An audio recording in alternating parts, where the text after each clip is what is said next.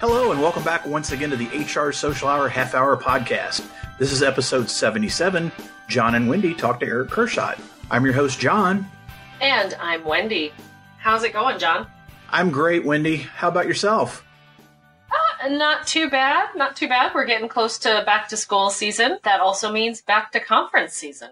It is. I thought I was done for the year in terms of announcements. You know, we've kind of let everybody know what our world tour is going to look like. I have another show to put on the concert shirt. Yeah. Tuesday, September 10.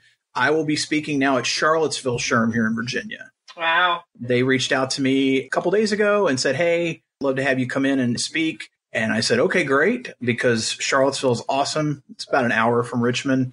Love getting out there. And I know quite a few folks that are associated with that chapter and was very flattered that they thought of me. And if you're in the Charlottesville area and you're listening to the show and you haven't seen us somewhere else, haven't seen me anywhere else this year, come check out Charlottesville SHRM's conference. It'll be a good one. They've got a couple keynotes, one on diversity and one, Wendy, one of our favorite topics on storytelling and getting better at telling your story. Yeah. So hopefully what I'm talking about will dovetail into that. Always enjoy getting out there. It's always fun to be amongst our peers. And like I said, especially with somebody that's close and that I haven't been to their conference before. Mm-hmm. It'd be fun to do that. Never know. Maybe that's the last one. We'll have to wait and see. We're running out of time here. It's September now. It'll be September when it's happening. Enough conference chat. We are going to have plenty of content when it comes to HR Florida. We're probably going to do something with North Dakota SHRM. We got just a lot of good stuff going on. Wendy, I'm really excited about tonight's guest.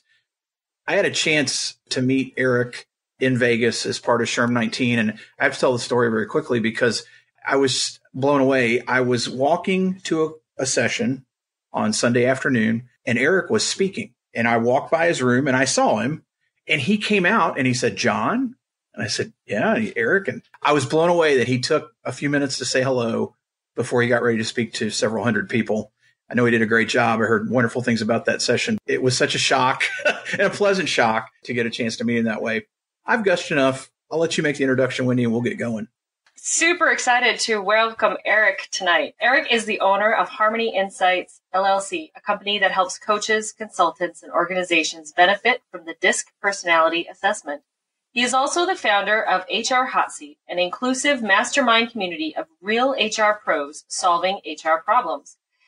Erich draws from a broad range of experiences as a corporate HR professional, a public speaker, a career coach, a classical musician, and a proud introvert to inspire others towards meaningful work and productive workplace relationships. Erich, welcome to the show tonight. And our first question is, what's in your glass? Well, thank you for having me. I've been looking forward to this for a while. There's currently, I'm sorry to say, nothing in my glass, but I am a big LaCroix fan. So if I had something in it, it would probably be either a LaCroix if it's before 5 o'clock or after 5 o'clock, most likely a craft beer. I'm a big craft beer fan and I've been trying whatever I can get my hands on lately. Nice. Any particular favorites style-wise when it comes to the beer? LaCroix too, but... With LaCroix, I'll go with just about anything. With the craft beer, I am a big fan of sours these days. And I've traditionally, you too as well, yes, Wendy? I am. Yeah. Very much so. I've traditionally stayed away from IPAs, but I'm trying to get into them through hazies. So I'm trying to learn what I can about those. But if I had to choose, I would try something sour or maybe even barrel-aged. I'm a big fan of the barrel-aged stuff. Well, if you ever come this way, we'll take you to my favorite brewery. Right now, they have a salty raspberry lemon sour on tap, which is just wonderful. And they do some great hazy IPAs as well. We'll have to get you out here for a little visit. I would love that. When are we going to get sponsored by Eponymous, Wendy? You got to set that up. I'm working on it. We talk more about them than any other show, I bet. I bet you dollars to donuts we are. Probably. Well, Erich, again, so glad to have you with us tonight and really know what you've been up to or what you're doing now. But how exactly did you get your start in human resources and what led you to start Harmony Insights? So I moved to Chicago following college with a few friends and found myself with an apartment and needed to pay for that apartment. So I went to a temp agency. And they said, well, we got this gig for you. It's with a place called Levy Restaurants here in town, and it's in their HR department. And I didn't know too much about human resources at that point, but I knew I needed a paycheck. So it was just as good as probably about anything else they could have offered me. And I stayed working for Levy for 16 years. And needless to say, fell in love with HR and specifically how Levy Restaurants was doing HR. You learned just about everything that I could, not only about sports and entertainment food service, which is what Levy does, but how HR can really be a true business partner in operations, among other things. And just saw it as a place that I would spend quite a bit of my time until I had the itch to do something a little bit more entrepreneurial.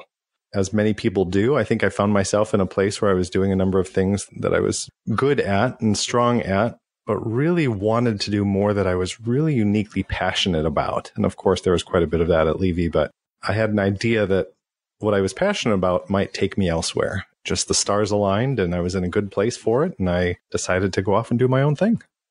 I think you're the first story of someone who started at a temp agency that didn't end up working at the temp agency. I think you're right. Yes, because many of us, that's how we got our start. Yes, working at the agency and not getting placed in HR. So you have a unique story from that perspective. We know you do a lot of work with the DISC assessments. Can't speak for John, but I know that I've done those on a couple of occasions, and I always find them interesting. But what is it about this model that resonates so much with you? And what do you think it helps those that take the assessment determine about themselves? I put out there front and center on my LinkedIn profile that I'm a big DISC nerd, and I come by that honestly. Probably shouldn't get as excited talking about personality assessments as I do, but so be it. I'd rather be honest about that. I have experience with other assessments out there, and without going into too much detail, DISC is something that just right from the very beginning struck me as something very accessible. That I could facilitate conversations around this assessment for people who are looking to connect more effectively with others and put themselves in environments to do their best work, and their eyes would light up, that there would be this buzz around what they were learning and insight at any age and any stage in their career. And so I kind of clung tightly to it early on and thought there's something here. I really, having been a psychology major, I really wanted to figure out what that was all about and why it seemed to be so empowering to people to get this insight. Eventually then led me away from a fantastic corporate job, to do my own thing. But I think it comes down to learning what you're capable of and being inspired by how you can connect more meaningfully with other people and communicate in ways that you and your team may never have done in the past. It really is an empowering resource. Erich, let's talk a little bit more about the conversation or communication piece. Like I mentioned earlier, I heard so many great things about your particular presentation at SHRM about networking for introverts. And, not everybody, unfortunately, listens to the show has been able to hear you speak or maybe was able to attend that session. Can you talk a little bit more about how you got started with that type of presentation and tips, tricks, things you might advise those folks that haven't been able to hear you before utilize when it comes to networking if they believe they're introverts? Of course. I've long been interested in communication and personality styles. That's why I gravitated toward DISC. And I've long known myself to be an introvert, but for some reason, I kept it separate from my professional persona in the sense that I didn't talk about it explicitly. People knew me as an introvert. I knew myself as such, but I didn't really incorporate it into what I was speaking about in front of audiences. Until I realized that it's such an important part of who I am. It's part of my identity. It's in my bio that you read earlier. And it's because I think it really has, my introversion at least, has helped shape who I am, how I approach relationships and the work that I do in an important way, certainly for me, but also in a way that will allow me to get in front of others and connect with other people and say, hey, if you find yourself similarly identifying with being introverted in any way, let's talk about what that means. Let's not shy away from that term as we often do, and rather let's embrace it and learn those things about us that come naturally, those strengths that we bring to networking environments and conversations, for example, that we should be proud of and that really do set us up for success. I'm sorry that I missed your session. That was one that was on my list that I wasn't able to get to. So hopefully someday I'll be able to sit in on it. It sounds fascinating. Let's talk a little bit about HR Hot Seat. Tell us a little bit more about what you do, what it is, why you decided to jump in and do it, and what the response has been. When I was coming out of the corporate world and realizing that I wanted to stay close to human resources.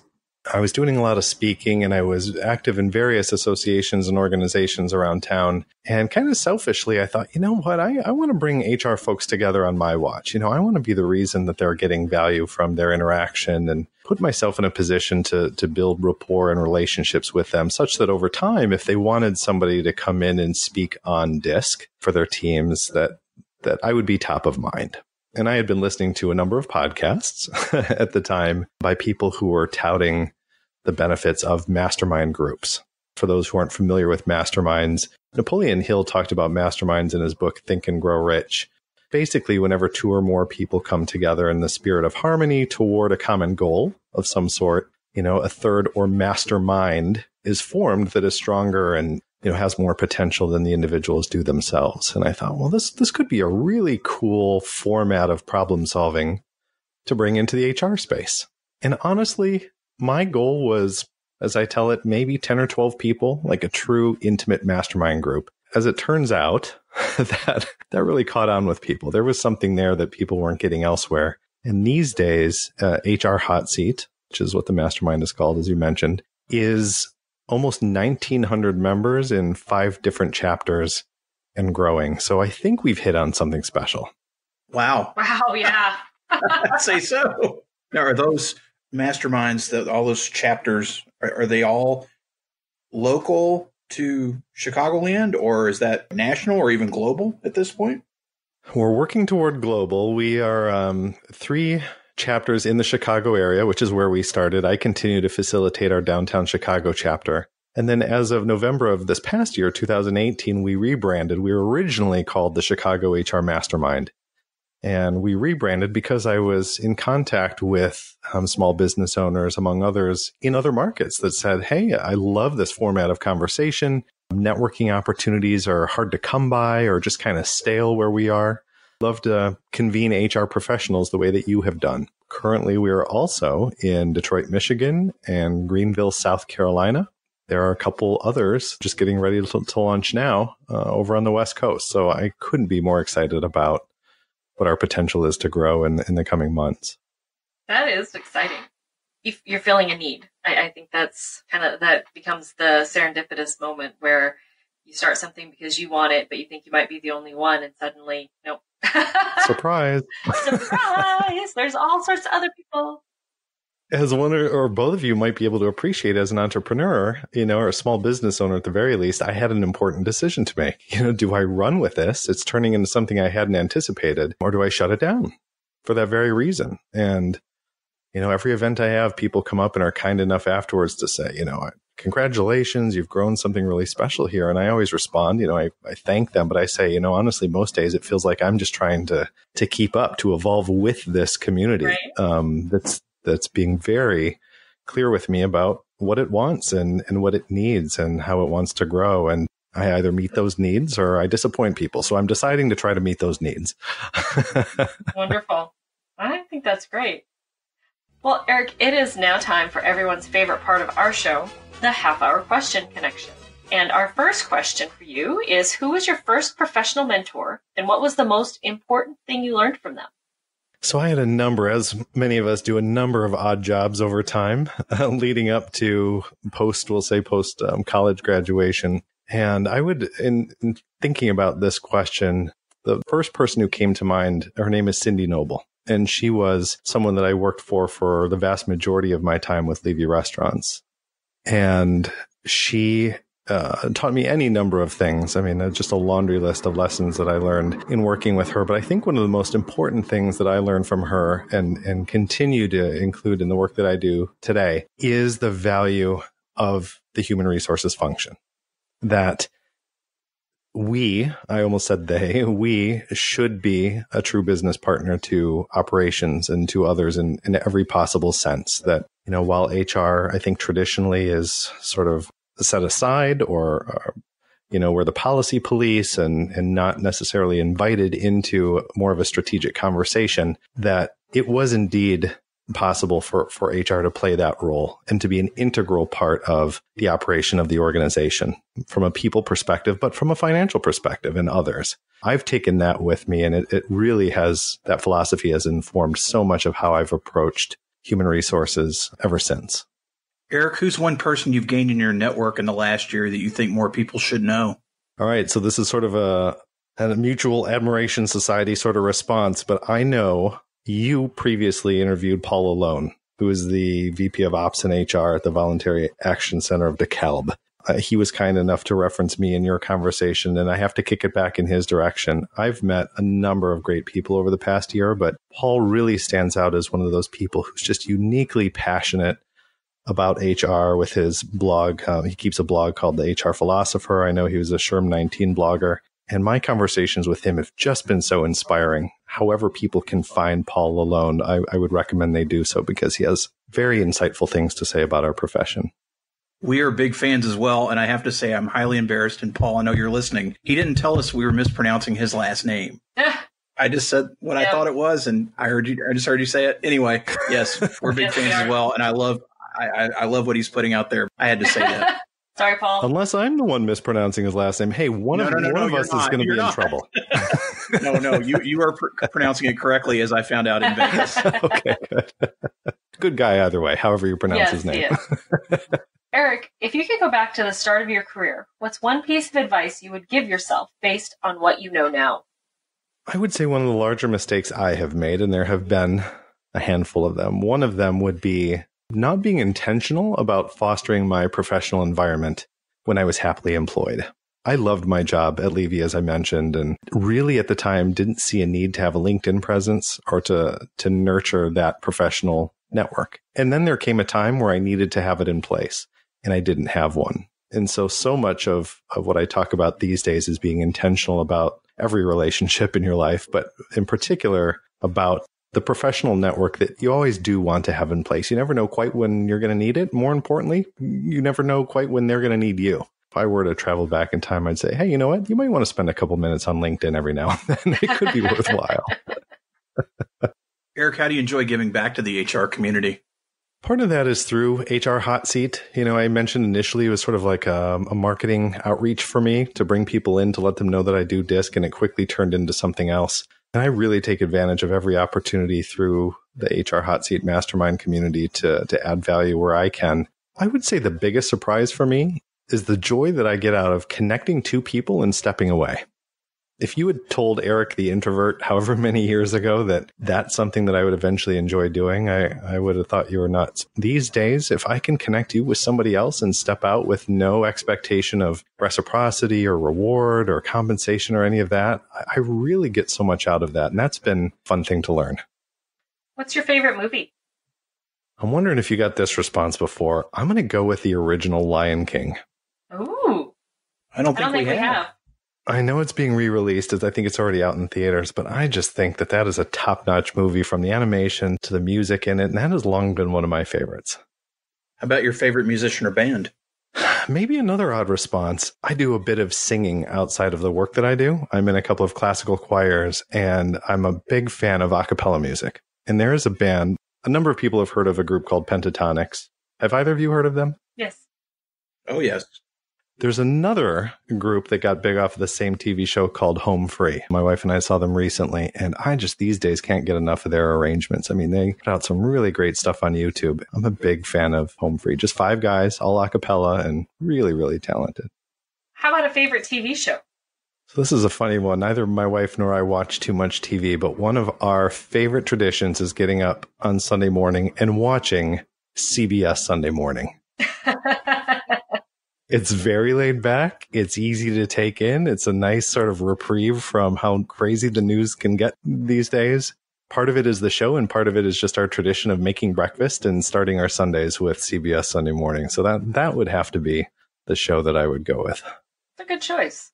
I haven't watched it in forever. Have you seen it? I have, yeah. When I was a kid, it was the show we would watch getting ready to go to church. That would be on, and how about get ready to go to church. And now I can see his face, but I can't remember the name of the guy who was the host way back when. It's Charles Kuralt. Thank you. What's his name? Yeah, And then it was Charles Osgood, I think, was this, and now it's Jane Pauley. So there's been some turnover since your days, Wendy, but it's still quite a show. Yeah. Good show. Erich, I knew about the music. We had a chance to talk a little bit in Vegas about your singing, and I have to tell you, it's funny you mentioned Pentatonics and Home Free. They were on the sing-off, correct? I believe that was the show. Yes. My friend's band was the first band to get kicked off that show. Really? A band called Face out of Boulder, Colorado. The guy I went to college with is the bass/vocal percussionist in that group. And of course, they made a really big deal. Hey, you got to watch the show. You got to watch the show. And then they got kicked out first. And I didn't think that was necessarily right. I didn't know if they necessarily going to win, but it was kind of a bummer. I can certainly appreciate that a lot. And, having said that, if you're not watching The Lion King, not listening to the acapella music or checking out CBS Sunday morning, what else do you like to do outside of work? As you can imagine, those things keep me pretty busy. But I mentioned earlier that I'm a classical musician and I sing with a couple of classical choirs. So quite a bit of my time actually is spent singing. And I've been fortunate enough to sing backup for some artists that have come through Chicago and even in some other states. And that really is just outside of the work that I do, facilitating conversations and facilitating disc workshops. My time spent singing is really precious to me. And exploring the world of, I'm going to come back to craft beer. In Illinois this summer, the Illinois Craft Brewers Guild put out a passport. And it encourages people to try different breweries, just visit them and try what they have. And for better or for worse, kind of gamifies the experience a little bit. It's meant that I've spent a little bit more this summer than I probably should have, but I have just been able to find some really fantastic beers and meet some great people along the way. I just love the industry. The service industry in particular is something that I miss quite a bit from my Levy days, but I do enjoy craft beers. It's nice to talk with people who love what they do so much. In the craft beer world, they love it and they love talking about it. And so I've learned so much hanging out at the brewery here in town. So I can appreciate that, what you're saying. And you know what? For me, specifically, it pulls community into perspective in a unique way. That's a big word for me. And I love the HR community, but this community around craft beer. I did some running for a bit and the community around running and marathons. I mean, it reinforces that people are out there doing so many fantastic things and they have such unique perspectives on life and such varied interests. And it helps to get out of the office once in a while and meet these people and see the world through their eyes and learn what they're passionate about. I really am fueled by that. Yep. A lot of fun. Finally, Erich, if you weren't in the HR profession, what do you think you'd be doing? There was a version of me along the way that would have loved to play in the NBA. Now, nice. Unfortunately for me, that was not in the cards, but I loved basketball growing up. So that was one career I had considered. And I've always thought being a professional actor would just be fantastic. I've been lucky enough to be an extra in a few movies, but I just, when you see a movie that really grabs you, that you get all excited about and you can't help but appreciate the performances, I always thought it would be so cool to be the person delivering that performance. And unfortunately, both of those careers have escaped me, but it's allowed me the chance to do something that I have fallen in love with. So why not? Erich, we're glad you're not professional basketball player or actor, because if you were, realistically, we wouldn't be talking tonight.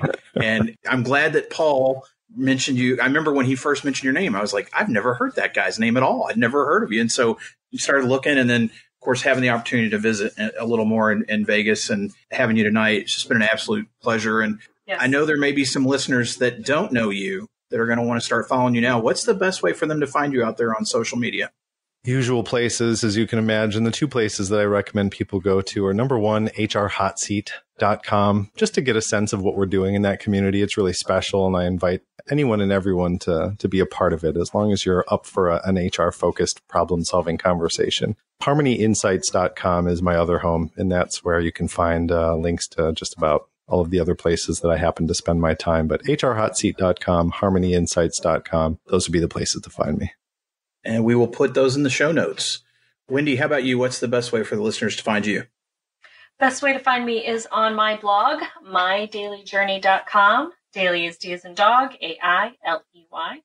And, of course, the fourth Sunday of each month, you can find me on Twitter, 7 p.m. Eastern, for our monthly HR Social Hour Twitter chat. How about you, John? You go to hrsocialhourpodcast.podbean.com, click on the left-hand side of the screen at the top. You'll see 3 little lines. Open them up. You'll see links to all my social accounts there. And while you're there, if there's an episode you haven't listened to yet, take a listen, download, rate, review, anything you can do. Help boost our signal. We really appreciate. Erich, again, appreciate being with us tonight. So for HR Social Hour Half Hour Podcast, I'm John. And I'm Wendy. And as always, be sure to connect, give back, and network. Take care, everybody. We'll see you soon.